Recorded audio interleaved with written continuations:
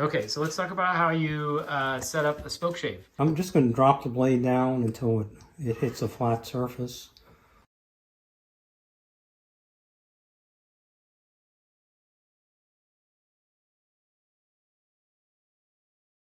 Lock this in really tight and then see what I get.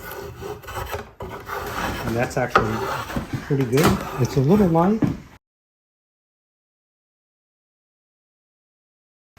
If I want to make a heavier cut, I'll tap like that. If I want a lighter cut, I'll tap the handle. And that'll push it out. So there, so I've lost that. No cut. These should be really tight, the screws.